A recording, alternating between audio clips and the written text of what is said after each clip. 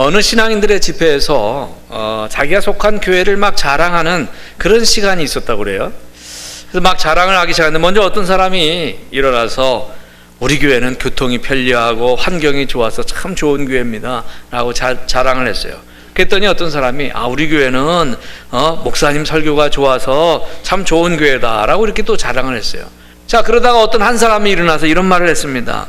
우리 교회는 자기를 드러내지 않고 굳은 일도 마다하지 않고 묵묵히 감당하는 사람들이 많아서 좋은 교회입니다. 그 얘기를 하니까 이제 사람들이 많이 거기에 수긍을 하고 또 이렇게 인정을 했다는 겁니다. 여러분, 저는 우리 교회가 이러한 훌륭한 믿음의 사람들을 자랑하는 교회가 되기를 원합니다. 우리가 사도행전에 있는 말씀 보는데 아주 훌륭한 믿음의 사람들이 이렇게 등장하는 때가 있어요. 오늘 본문의 내용은 이 베드로가 애니아라는 중풍병자를 일으킨 그 루따라고 하는 곳에서 전도를 막 하고 있을 때였습니다. 그 루따에서 약 18km 정도 떨어진 요빠라고 하는 동네에서 사람들이 막 찾아왔어요. 그 몇 사람들이 다급하게 찾아왔습니다. 그러면서 베드로에게 하는 말이 사람이 죽었으니 빨리 좀 와서 어떻게 좀 해주십시오. 그렇게 부탁을 하는 거예요. 그래서 이제 베드로가 가게 되는데 그 죽은 사람이 누구냐면 다비다라고 하는 여인이었는데 이 다비다가 죽었으니 좀 빨리 와서 어떻게 좀 해달라는 거였어요. 베드로가 급히 요빠라고 하는 곳으로 갑니다. 루따에서 요빠가 한 18km 정도 떨어졌으니까 부지런히 걸어도 몇 시간은 걸렸을 거예요. 근데 어찌됐거나 몇 시간을 걸려서 부지런히 베드로가 요빠라는 곳에 갔습니다. 그 요빠라는 곳에 갔더니 정말 다비다라고 하는 여인이 죽었는데 주변에 이웃 사람들이 그 다비다의 시신을 깨끗이 씻어서 다락방 위에다 올려놓고 그 주위에 둘러앉아서 울고 있는 거예요. 울고 있는 거예요.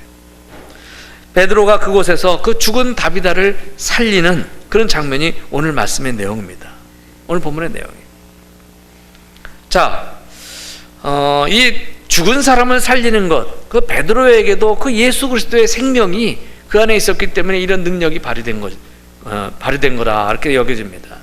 근데 저는 오늘 본문의 내용을 통해서 오늘 본문 가운데 이 죽은 여인, 그 베드로가 살리게 되는 그 다비다라고 하는 한 여인에게 제가 초점을 맞추고 그 부분을 제가 묵상을 했어요. 오늘 본문에서 결국 핵심은 이런 아름다운 믿음의 삶을 살았던 한 여인에 대한 이야기라는 거죠. 오늘이 사순절 넷째 주일입니다. 오늘 우리는 이 본문의 아름다운 믿음의 여인, 이 여인의 신앙을 생각하면서 우리들의 믿음을 점검하는 시간을 가지려고 합니다. 자, 이 다비다가 죽었어요. 그러면 바로 장례를 치러야 되는데 그 베드로에게 사람들이 왔다라고 하는 거예요. 여러분, 나라마다 보면 장례법이 좀 달라요. 장례법이 좀 다릅니다. 우리나라에서는요, 일반적으로 3일장을 치러요. 물론 요즘에는 2일장 치르는 경우도 있고 3일장, 4일장, 5일장 이렇게 치르는데 예전에는 3일장, 5일장, 7일장 이렇게 주로 홀수를 이렇게 많이 치렀는데, 자, 오늘 성경 말씀의 배경이 되는 이 유대인들의 전통을 보면 사람이 죽으면 하루를 넘기지 않고 장례를 치르는 겁니다. 이게 왜 그러냐면 구약의 그 유대법에는요, 죽은 시체를 가까이 하는 것을 금기시했어요. 사람이 죽으면 그 시신은 부정하다고 해가지고, 그래서 무덤에 가서 무덤에 좀 이렇게 스쳤다든가 아니면 그 시신을 만졌다든가 그렇기만 해도 정결 예식을 통해서 깨끗하게 하는 예식을 따로 했다는 얘기입니다. 그러니까 사람이 죽으면 바로 장례를 치르는 거예요. 사실은 유대인의 법에 의하면. 자, 그런데 오늘 본문의 말씀에 다비다가 죽었는데, 그럼 사람들이 다비다를 죽은 그날로 하여튼 장례를 치러야 되는데, 오히려 그 죽은 시신을 깨끗이 씻어서 정돈해서 다락방에 올려놓고 그 주변에 모여서 울고 있었습니다. 이것은 어쩌면 당시로서는 파격적인 행위고 아주 이례적인 일이었다라고 하는 거죠. 이것은 그만큼 사람들이 그 죽은 다비다라는 여인을 사랑했다는 얘기고요, 그의 죽음을 애석해하고 있다는 이야기가 되는 거예요. 자, 여기서 하나 더 보는데, 그보다도 또 사람들의 이 같은 행동에 하나의 열망이 있었다는 것을 짐작하게 하는 그런 대목이 있습니다. 구약 성경에 보면요, 그런 이야기가 나와요. 열왕기서에 나와 있는 두 가지 사건인데, 열왕기상 17장에 보면은 사르밧 과부의 아들이 죽은 이야기가 나옵니다. 사르밧 과부의 아들이 죽었다는 이야기를 멀리 있던 엘리야 선지자가 듣고는 급히 사르밧 과부의 집으로 와요. 그래서 그 죽은 아이를 안고 다락방으로 올라갑니다. 그래서 엘리야 선지자가 그 아이를 붙잡고 간절히 기도합니다. 그때 그 아이가 살아나요. 열왕기하 4장에 보면 비슷한 내용이지만 이번엔 수넴 여인이 아들이 죽어요. 그 수넴 여인의 아들이 죽었을 때 엘리야의 제자였던 엘리사 선지자가 그 아이를 안고 다락방으로 올라가요. 그래서 다락방에 올라가서 침상에 눕혀놓고 간절히 기도해서 그 아이를 살려냅니다. 성경에 이렇게 죽었던 사람을 다락방에서 살려냈던 사례들이 있는 거예요. 자, 지금 다비다의 죽음을 목격한 사람들이 성경의 죽은 자들이 다시 살아난 그 사례들을 생각했던 것 같아요. 그래서 바로 장사 지내지 않고 이미 죽은 그 다비다의 시신을 깨끗이 씻어서 다락방에 갖다가 눕혀놓은 거예요. 그리고 루다에서 순회 전도하고 있는 베드로에게 사람을 보내요. 빨리 모셔오도록 한 거죠. 그리고는 베드로가 올 때까지 평소 다비다의 도움을 많이 받았던 사람들, 여러 명의 과부들이라고 성경은 이야기하는데, 과부들이 모여서 그 시신을 둘러싸고 울고 있었다는 겁니다. 얼마나 이 다비다의 죽음을 애석해 했으면 그랬을까요? 예? 이 다비다의 죽음에 대해서 그 주변에 있는 사람들이 정말 슬퍼했었다는 것을 이 장면을 보면서 알 수 있습니다. 여러분, 사람이 죽으면 그 사람을 알아요. 예? 이웃에게 좋은 영향력을 끼친 사람이 죽었을 때는요, 사람들이 애석해하고 눈물을 흘리게 되는 거예요. 아까운 사람이 먼저 갔다. 저런 사람은 좀 살려놓고 싶다 말이지. 저런 사람이 먼저 죽다니. 이런 생각을 하게 되는 거죠. 사람들이 역시 다비다 주위의 사람들이 그런 사람들이었습니다. 그래서 사람들은 시신을 곱게 씻었다고 했습니다. 바로 무덤으로 가서 매장하지 않고 다락으로 간 거예요. 바로 무덤에 넣을 수가 없었던 겁니다. 그러한 사랑과 애정이 주변 사람들로부터 나왔다는 거죠. 사람들은요, 베드로가 루다라고 하는 곳에서 8년 된 중풍병자를 고쳤다는 얘기를 소문으로 들었을 겁니다. 8년이나 중풍병자를 입고 이제 거의 다 죽어가는 그 사람을 베드로가 살려서 아주 건강하게 만들었다는 소식을 들었어요. 그래서 베드로를 데리러 간 그 사람들의 마음이 어떤 겁니까? 이 죽은 사람에 대한 존경과 사랑으로 이 여인을 살릴 수 있을 가능성이 혹시 있을지도 모르겠다. 그런 생각으로 좀 아니면 살리지 못한다 할지라도 이 죽은 여인을 위해서 무언가는 좀 해주고 싶은 그런 마음이 있어서 베드로를 데려와서 기도라도 받게 하자. 그런 생각을 했었던 거죠. 그냥 그대로 무덤에 묻을 수가 없었던 겁니다. 그래서 베드로를 데리러 간 거예요. 자, 여러분, 이런 배경을 한번 우리가 생각해 보자는 얘기죠. 베드로가 도착했어요. 다락방에 올라갔습니다. 그때 그 주변에 많은 과부들이 울고 있었다 그랬어요. 그러면서 베드로에게 옷가지를 내놓으면서 보여주는 겁니다. 그 옷가지는 이 다비다가 그들과 함께 지었던 속옷과 겉옷들이었습니다. 이 속옷과 겉옷은 다비다가 이 과부들과 함께 또 그런 어려운 사람들을 격려하고 그들이 추울 때 그 가난한 자들에게 옷을 지어주기 위해서 함께 정성스럽게 만들었던 속옷과 겉옷일 것입니다. 이들이 이 옷을 베드로에게 보여준 이유는요, 이 죽은 사람의 그 선행을 기억해달라고 그렇게 말하는 것인지도 모르겠어요. 이 죽은 사람이 이렇게 좋은 사람이었다고, 너무 안타깝다고, 이 여인이 평생 이렇게 살아왔었다고, 그것을 보여주는 거였죠. 자, 여러분, 오늘 이 말씀에서, 이 장면에서 우리는 진정한 교회, 진정한 성도의 모습을 보게 되는 거예요. 베드로가 여기서 감동을 받았어요. 그래서 이 여인을 위해서 기도해야 되겠다고 생각했습니다. 베드로는 사람들을 다 내보냈어요. 그 다락방에서 사람들을 다 내보내고 이 시신 앞에 무릎을 꿇었습니다. 오늘 본문은 그 베드로가 이 시신 앞에서 무릎을 꿇었다라고 이렇게 얘기하고요, 그리고 기도했다라고 이렇게 증언해주고 있습니다. 그래서 베드로가 이 무릎을 꿇고 기도가 끝난 다음에 돌이켜서 시신을 향해서 외치는 거죠. 아마 베드로가 어떻게 기도했는지 그 내용은 오늘 성경에 없지만 그것을 직접 그 내용을 다 듣고 증언해 준 사람이 없어서 기록이 안 됐을 겁니다. 아마 상상해 보건대 이렇게 기도했을 것 같아요. 그 다비다의 시신을 놓고 베드로가, 하나님, 이 여자를 살려주십시오. 주님, 이 여자가 이렇게 선행을 베풀고 이렇게 구제를 많이 하고 좋은 일을 많이 했는데 예수 그리스도의 심장을 가지고 가난한 자를 이렇게 도와준 이 여자를 살려주십시오. 아마 이런 내용으로 기도했을 겁니다. 보통 기도가 아니고 정말 간절한 기도를 드렸을 겁니다. 그리고는 뭐라고 그래요? 다비다야 일어나라. 다비다야 일어나라. 그렇게 베드로가 외치는 겁니다. 여러분, 베드로는요 예수님을 3년 동안이나 따라다니면서 예수님이 공생애 동안 죽은 사람 세 사람을 살리는 장면을 봤습니다. 그 세 사람 중에 마가복음 5장에 보면 야이로의 딸을 살리는 장면이 있었어요. 그 야이로의 딸을 살릴 때 예수님께서 방 안에 있는 사람을 다 내보내고, 그리고 그 소녀를 향해서 기도하다가 소녀야 일어나라, 아람어로 달리다 굼 이렇게 말했어요. 이렇게 예수님 말씀하시니까 그 소녀가 일어난 거죠. 근데 지금 베드로가 그 야이로의 딸을 고치시는 그 예수님이 했던 그대로 사람들을 방에서 다 내보내고 기도한 다음에 다비다야 일어나라, 이거 아람어 방언으로 다비다 굼, 그 달리다 굼, 다비다 굼, 우리말로도 거의 비슷하죠? 다비다야 일어나라 그랬어요. 그랬더니 다비다가 일어났습니다. 여러분, 저는 이 사실을 믿습니다. 이 사도행전을 기록한 사람이 누구죠? 누가 이 사도행전을 기록했습니까? 누가가 기록했어요. 네. 누가는요 의학을 공부한 의사입니다. 적어도 의사로서 인간의 생명에 관한 것은 대충 넘어갈 일이 아닌 거예요. 그래서 누가는 당시의 상황을 정확히 기록하고 있어요. 다비다 일어나라, 그런 말씀을 하셨을 때, 이 베드로가 그랬을 때 그 죽은 다비다가 눈을 떠서 베드로를 보고 일어나 앉았다고 그랬습니다. 일어나 앉았다고. 자, 그리고 그 다음 장면, 베드로가 손을 내밀어 일으킵니다. 41절 42절 우리 다 같이 읽어보십시다. 41절 42절 다 같이 시작.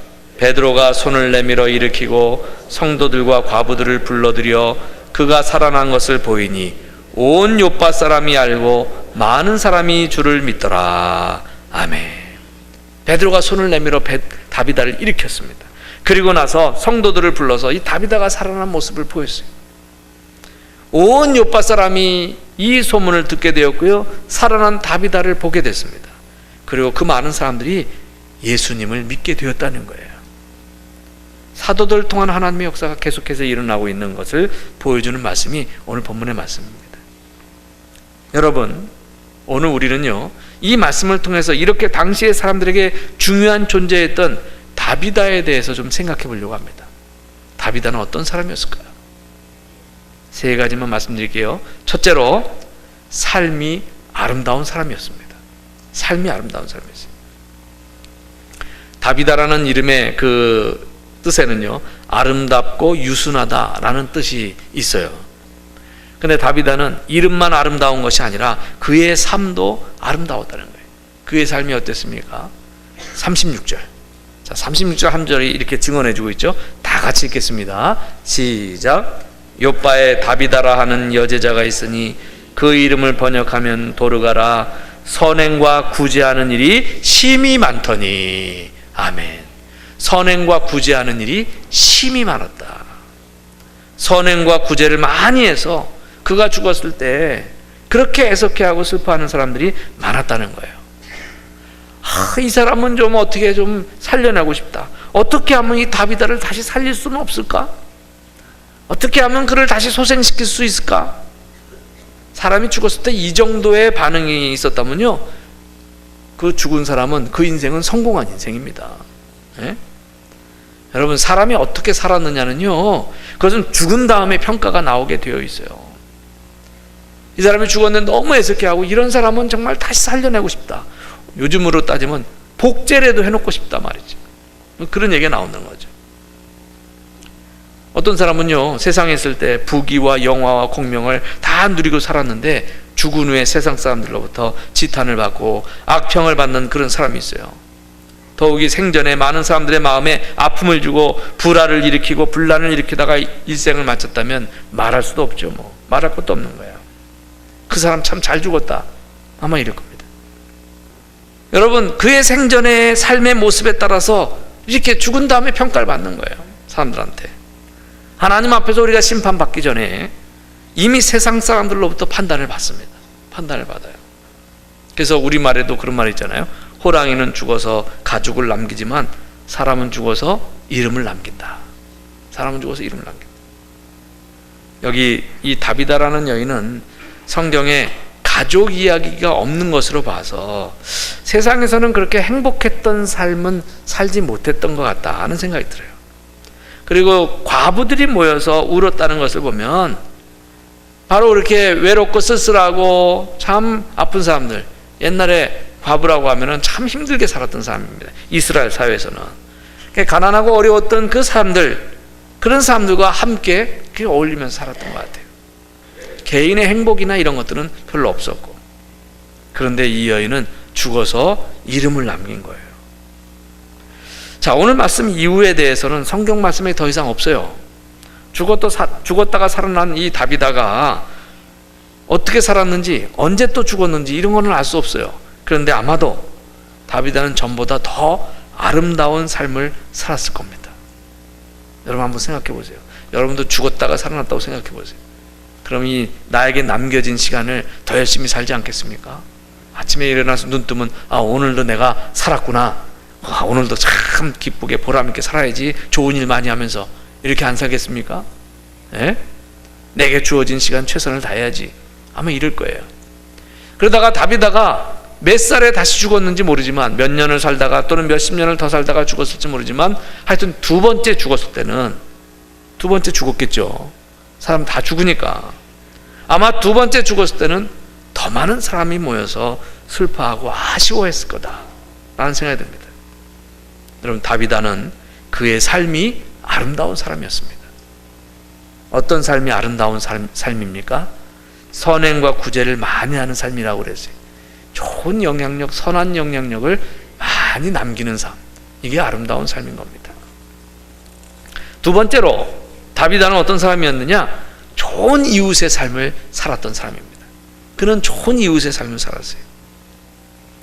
먼 사촌보다 가까운 이웃이 더 좋다는 말이 있잖아요. 여러분, 우리의 이웃은 그만큼 소중한 존재입니다. 사람은 좋은 이웃을 만나서 함께 살아가는 것이 축복이에요. 근데 또 좋은 이웃이 되어주는 것도 축복입니다. 예? 먼저 좋은 이웃이 되어주니까 이웃들이 다 좋은 이웃이 되는 거죠. 그래서 이게 좋은 이웃으로 살아가는 것이 참 복입니다. 다비다는 세상에서 참 초라하게 살았습니다. 그가 남긴 유산이라고는 속옷과 겉옷 몇 벌밖에 없었어요. 그것은 유산이라고 말할 수도 없었습니다. 근데 이 여인은 이웃들에게 아주 진실한 이웃으로 살았던 것을 볼 수 있습니다. 그랬기에 다비다의 이웃들은 모두 한 마음으로 눈물을 흘리면서 애도하면서 안타까운 마음으로 베드로를 불러가지고 살려내려고 애를 쓴 거예요. 얼마나 좋은 이웃들입니까?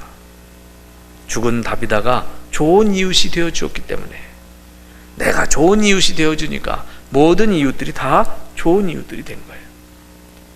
사실 다비다의 삶은요, 오늘 본문까지 끝이었어요. 여기까지였어요. 이렇게 딱 죽으면 끝나는 거였어요. 그런데 그 좋은 이웃들의 바램과 소망이 베드로를 통해서 하나님께서 역사하도록 하신 겁니다. 여러분, 좋은 이웃의 삶을 사시기 바랍니다. 세 번째로, 그의 삶은 교회에 좋은 본을 남겼습니다. 이 다비다에 대한 말씀은 비록 짧은 기록이지만 2000년 교회 역사에서 진한 감동을 주는 이야기예요. 그래서 우리 그리스도인들에게 귀중한 신앙적인 삶의 본을 남긴 겁니다.